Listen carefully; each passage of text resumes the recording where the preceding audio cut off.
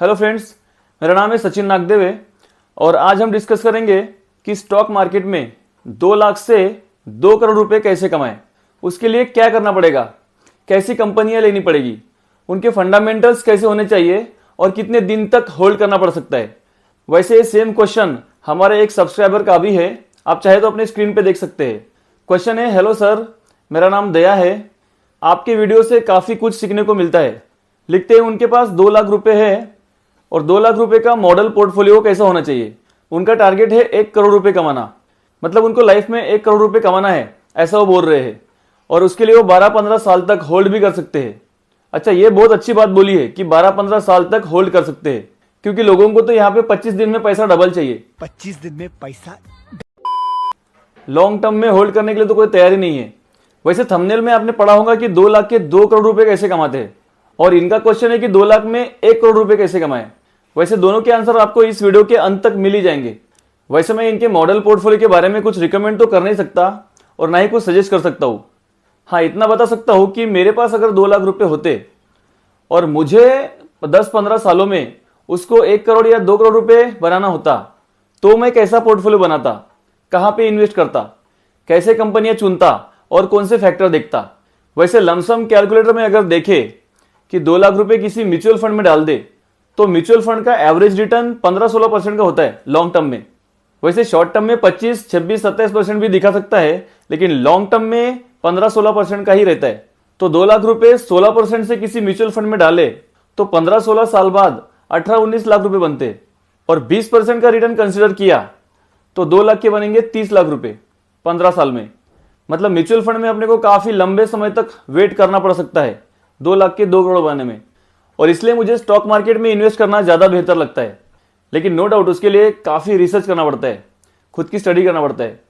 तो अगर 30% का रिटर्न कंसिडर करेंगे तो ही 2 लाख के 1 करोड़ रुपए होते हैं 15 साल में, और इसलिए मैं पूरा 2 लाख रुपए इक्विटी में ही डालना पसंद करूंगा। मतलब हमको ऐसे ही स्टॉक पिक करना पड़ेगा जो लंबे समय तक 30% तक का CAGR दे। और एक इंपॉर्टेंट बात मैं यहाँ पे ये भी बताना चाहूंगा कि 30% का CAGR तो देखना है ही, लेकिन लॉन्ग टर्म का स्टॉक पिक करते वक्त हमेशा और भी बातें ध्यान में रखना जरूरी है। तो पहला तो है कि क्या ये बिजनेस फ्यूचरिस्टिक है, क्या ये बिजनेस 10-15 साल बाद भी चलेगा, क्या इस बिजनेस में ग्रोथ है और क्या ये ग्रोथ कंसिस्टेंट रहेगी। और किसी भी एक कंपनी में 10% से ज्यादा निवेश नहीं करना है। ये बातें ध्यान में रखना जरूरी है, क्योंकि लॉन्ग टर्म में पैसा बनाना है तो बार बार हर 2-3 साल में स्टॉक को चेंज नहीं कर सकते, उससे पैसा नहीं बनता। क्योंकि एक अच्छा बिजनेस ढूंढ के उसमें इन्वेस्ट करो और लॉन्ग टर्म बैठ के उस पैसे को कंपाउंड होने का वेट करो, तो ही पैसा बनता है, अगर फंडामेंटली स्ट्रॉन्ग कंपनी लिया है तो। वैसे पर्सनली तो मैं ये 2 लाख रुपए 1 या 2 कंपनी में डाल दूंगा, क्योंकि मुझे मार्केट के बारे में पता है, इसलिए मैं ऐसा कर सकता हूं।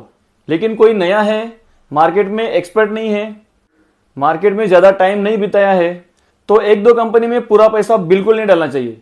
तो इसलिए हम 10% एलोकेशन के हिसाब से ही कंपनियां डिस्कस करेंगे। तो सबसे पहले तो मैं पिक करूंगा एस्ट्रल को। मार्केट लीडर है CPVC pipes and fitting business में, और अभी तो एडिसिव बिजनेस में भी एंट्री किया है। इसके एक्सपांशन के प्लान भी काफी अच्छे हैं, और अभी ये नए नए मैन्युफैक्चरिंग फैसिलिटी भी एस्टेब्लिश कर रहे हैं। इनके कैपेक्स के भी प्लान अच्छे हैं और कंपनी डेट फ्री है। इसके रेवेन्यू और नेट प्रॉफिट की ग्रोथ भी काफी अच्छी है। स्टॉक प्राइस CAGR 10 साल में 31% की है और 5 साल में 32% की, जो कि अपने को चाहिए। तो क्या ये बिजनेस 10-15 साल बाद भी रहेगा? तो जी हाँ, बिल्कुल रहेगा। 10, 15, 20, 25 साल बाद भी ये बिजनेस वैसे ही चलेगा जैसे अभी चल रहा है, क्योंकि इसकी डिमांड हमेशा रहेगी। तो इसकी अभी प्राइस तो 2400-2500 के आसपास है। देखो, वैसे स्टॉक की जो प्राइस है वो डिफरेंट हो सकती है, क्योंकि मैं अभी रिकॉर्ड कर रहा हूं तब उसकी प्राइस अलग हो सकती है, और जब आप ये वीडियो देख रहे हैं तब उसकी प्राइस अलग हो सकती है। लेकिन जो इन्वेस्ट करने के बेसिक फंडे है उसको आप कंसिडर कर सकते हैं। वैसे इस वीडियो में हम जितने भी स्टॉक डिस्कस करेंगे, एक समझदार इन्वेस्टर वो तुरंत जाके बाय नहीं करता। जब उसमें अच्छा खासा रीजनेबल डिस्काउंट मिलता है 20, 22, 25% का, तभी एक अच्छा इन्वेस्टर उसमें बाय कर सकता है। लेकिन क्योंकि हमें अभी मॉडल पोर्टफोलियो डिजाइन करना है मेरे लिए, तो हम अभी करंट लेवल पे ही डिस्कस करेंगे। तो 10% एलोकेशन के हिसाब से किसी भी एक कंपनी में 20,000 से ज्यादा इन्वेस्ट नहीं करना है। तो 2420 के हिसाब से एस्ट्रल के 8 शेयर लेंगे हम, और 19,360 रुपए इन्वेस्ट करेंगे एस्ट्रल में। अच्छा, ये वीडियो एक एजुकेशनल पर्पस के लिए है, don't take it as a investment advice, kindly consult your financial advisor before investing. और हाँ, अगर वीडियो पसंद आ रहा है तो सब्सक्राइब जरूर कीजिएगा। सेकंड स्टॉक पिक करूंगा मैं फाइनेंस सेक्टर से, बजाज फाइनेंस। लार्जेस्ट एनबीएफसी है। वैसे कोई चाहे तो होम फर्स्ट फाइनेंस के बारे में भी सोच सकते हैं, लेकिन मुझे पर्सनली बजाज फाइनेंस में ज्यादा ट्रस्ट है, क्योंकि ये प्रूवन एंड टेस्टेड बिजनेस है और 10-15 साल के बाद भी उधारी का बिजनेस चलने वाला है। और भारत जैसे इतने बड़े आबादी वाले देश में उधारी का बिजनेस तो और भी चलेगा, क्योंकि सबकी डिमांड, सबकी लाइफस्टाइल बढ़ रही है और आजकल सब लोन लेके ग्रोथ करना चाहते हैं। और बजाज फाइनेंस का जो प्रेजेंस है वो अर्बन और रूरल दोनों में भी है। इसकी 5 साल की प्रॉफिट ग्रोथ 29% की है। इसके नेट प्रॉफिट अगर एनुअली देखे तो बढ़ते ही जा रहे हैं। इसका स्टॉक प्राइस CAGR जो है वो 43% का है और FIs और DIs भी अच्छा स्टेक लेके बैठे हैं। अभी प्राइस इसकी 7,166 के आसपास है, लेकिन अब 7,200 के आसपास कंसिडर कर लेते हैं तो इसके भी अपन 3 शेयर खरीद सकते हैं 7,200 के भाव से, जो कि होंगे 21,600 रुपए के। थर्ड स्टॉक लेंगे हम ब्रोकिंग बिजनेस का Angel One. Diversified financial service company है। स्टॉक, कमोडिटी और करेंसी बिजनेस में काम करती है। इसके अलावा institutional broking, margin trading, distribution of mutual fund, lending as a NBFC, ऐसे और भी बिजनेस में है। और इसका सबसे ज्यादा जो रेवेन्यू है वो ब्रोकिंग से आता है। वैसे अभी भी इंडिया में स्टॉक मार्केट का जो अवेयरनेस है वो उतना ज्यादा नहीं है जितना कि बाकी कंट्रीज में है। तो ये जैसे जैसे बढ़ेगा वैसे वैसे एंजल वन जैसे कंपनीज को प्रॉफिट होते रहेगा। तो क्या ये 10-15 साल बाद भी टिकेगी?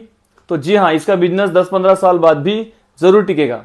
इसके कंपाउंडेड सेल्स ग्रोथ 5 साल में 41% की है, कंपाउंडेड प्रॉफिट ग्रोथ 5 साल में 70% की है और स्टॉक प्राइस का जो CAGR है वो 3 साल में 47% का है और अपने को तो बस 30% चाहिए।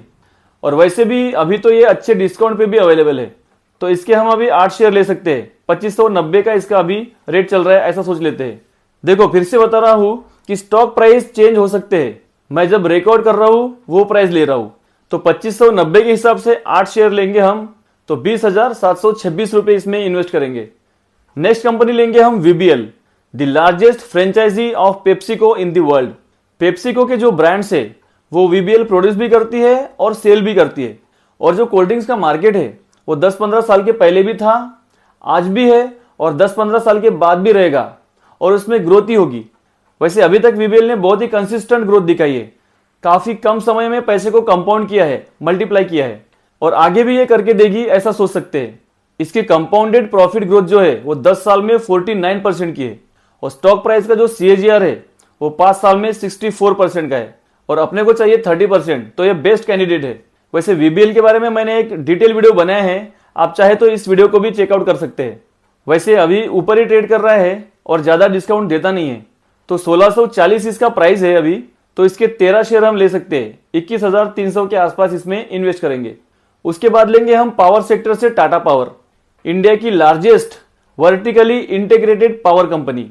इसका जो एम है वो पूरी तरह से रिन्यूएबल सोर्स से इलेक्ट्रिसिटी बनाने का एम है, तो इसलिए हम इसको फ्यूचरिस्टिक बिजनेस में काउंट कर सकते हैं। ये सोलर रूफ भी बनाते हैं और इनका 1 लाख EV चार्जिंग स्टेशन बनाने का प्लान है 2025 तक।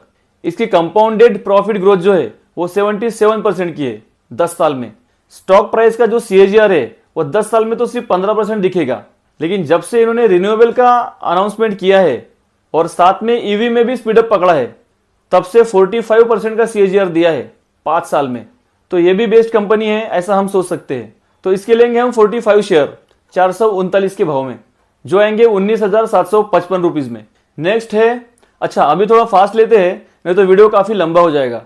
तो नेक्स्ट कंपनी लेंगे हम IT सेक्टर की और AI सेक्टर की। उसमें KPIT, Persistent, Coforge, Tata Elxsi और LTTS, ये सारी कंपनियां मुझे अच्छी लगती है और सारी ही कंपनियां अच्छी है और फ्यूचरिस्टिक है। तो मैं इसमें से KPIT और परसिस्टेंट में इन्वेस्ट करना पसंद करूंगा। परसिस्टेंट का जो स्टॉक प्राइस CAGR है वो 10 साल में 31% का। अच्छा, परसिस्टेंट का भी डिटेल एनालिसिस वाला वीडियो मैंने बनाया है, आप चाहे तो इस वीडियो को भी चेकआउट कर सकते हैं। KPIT का जो स्टॉक प्राइस CAGR है वो 74% का है 5 साल में।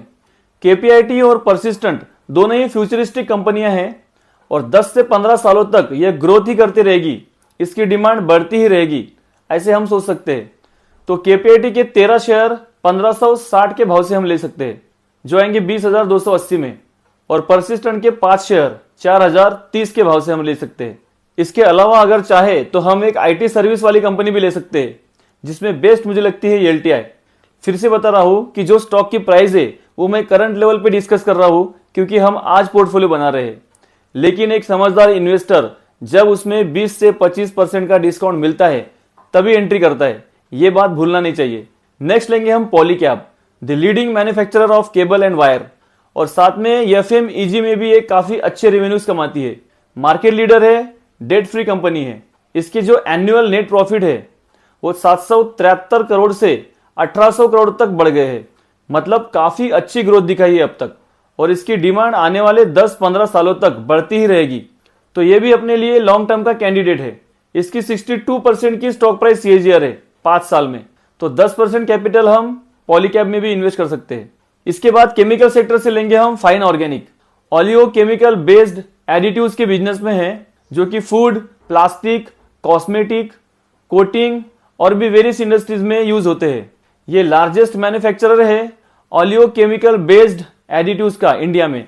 ऑलमोस्ट डेट फ्री कंपनी है, फ्यूचरिस्टिक बिजनेस है, और ये आने वाले 10-15 सालों में 30-35% का सीएजीआर देने का दमखम रखती है।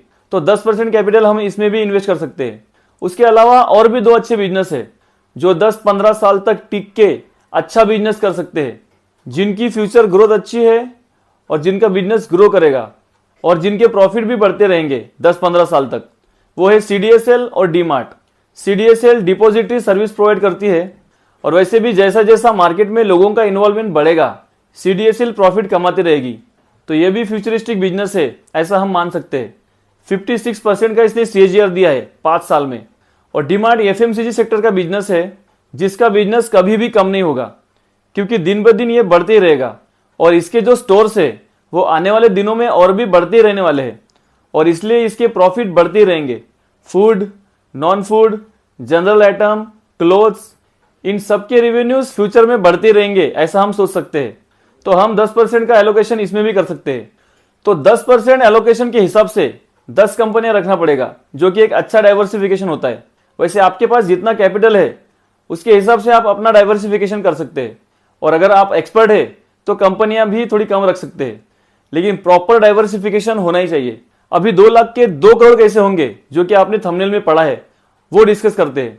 देखिए, हमने 30% सीएजीआर वाली सारी कंपनियां पिक की है, तो 2 लाख 30% से 15 साल में होते हैं 1 करोड़। लेकिन यही 2 लाख 30% के हिसाब से 15 साल की जगह 18 साल इन्वेस्ट करेंगे तो वो होते हैं 2 करोड़। सिर्फ 3 साल और ज्यादा इन्वेस्ट करना है और पैसा फिर से डबल हो गया। इसी को बोलते हैं पावर ऑफ कंपाउंडिंग। यहाँ पे 2 लाख 15 साल में 1 करोड़, और यहाँ पे 2 लाख के 18 साल में 2 करोड़।